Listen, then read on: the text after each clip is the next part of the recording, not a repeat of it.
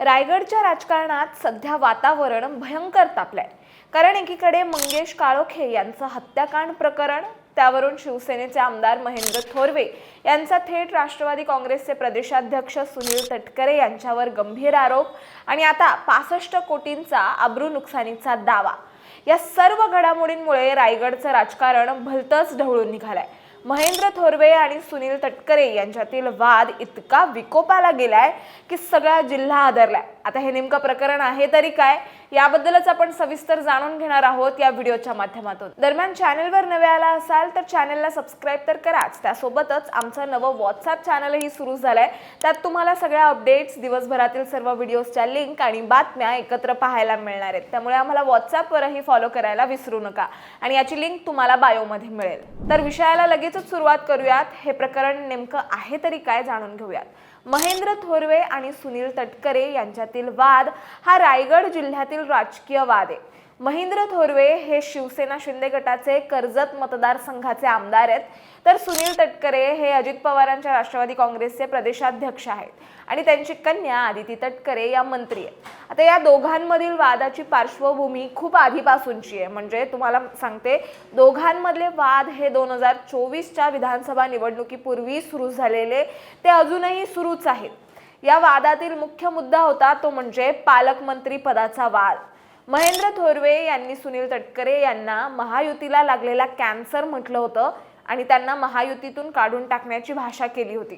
त्यावर तेव्हा आदिती तटकरे यांनी थोरवेंना प्रत्युत्तर देत यशाची हवा डोक्यात जाऊ देऊ नका असा सल्ला दिला होता।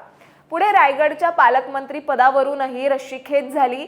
तेव्हा मार्च महिन्यात महेंद्र थोरवे यांनी एका कार्यक्रमात सुनील तटकरे यांना आमचा औरंगजेब सुतारवाडीत बसलाय अशी टीका केली होती। आता सुतारवाडी म्हणजे तटकरे यांचं गाव। यावर राष्ट्रवादीकडून थोरवेंवर देशद्रोहाचा गुन्हा दाखल करण्याची मागणी करण्यात आली होती।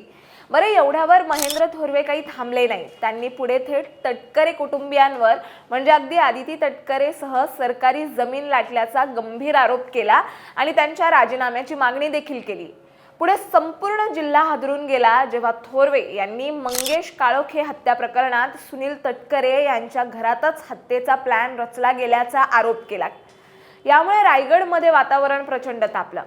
तर मंगेश काळोखे यांच्या हत्याकांडाबद्दल थोडक्यात जाणून घ्यायचं झालं तर डिसेंबर 2025 मध्ये खोपोलीतील शिवसेना नगरसेविका मानसी काळोखे यांचे पती मंगेश काळोखे यांची भर दिवसा रस्त्यावर 27 वार करून हत्या करण्यात आली।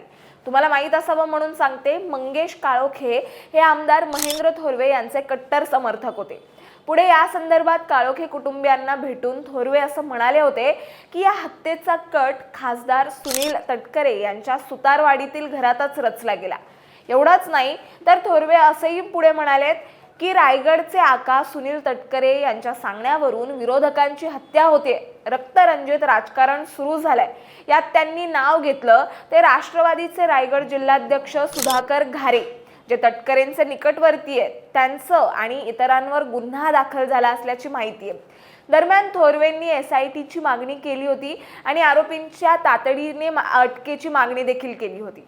परिणामी थोरवेंच्या या आरोपांमुळे महायुतीतील 2 पक्षांमध्येच मोठा संघर्ष उभा राहिला। पुढे या सर्व आरोपांना सुनील तटकरे यांनी स्पष्ट नकार दिला। त्यांनी थेट आमदार महेंद्र थोरवे यांना कायदेशीर नोटीस पाठवली आणि त्या नोटीसमध्ये अशी मागणी करण्यात आली होती की तुम्ही केलेल्या आरोपांबद्दल स्पष्टीकरण द्या, अन्यथा बदनामीचा गुन्हा दाखल केला जाईल। त्यानंतर हा वाद आणखीनच चिघळला आणि याच प्रकरणात आता नवा ट्विस्ट आलाय, तो म्हणजे सुनील तटकरेंनी महेंद्र थोरवे यांच्यावर तब्बल 65 कोटी रुपयांचा बदनामीचा दावा दाखल केल्याची माहिती समोर आली आहे। त्यामुळे एक लक्षात घ्या, हा संघर्ष आता राजकीय वादातून कायदेशीर लढाईत रूपांतरित झालेला आहे। त्यामुळे आता पुढे काय होणार हेही बघणं तितकंच महत्त्वाचं ठरणार आहे। तुम्ही या प्रकरणाकडे कसं पाहताय हे आम्हाला कमेंटमध्ये नक्की सांगा आणि अशाच माहितीपूर्वक व्हिडिओ बघण्यासाठी लगेचच सबस्क्राइब करा प्राईम टाइम महाराष्ट्रला।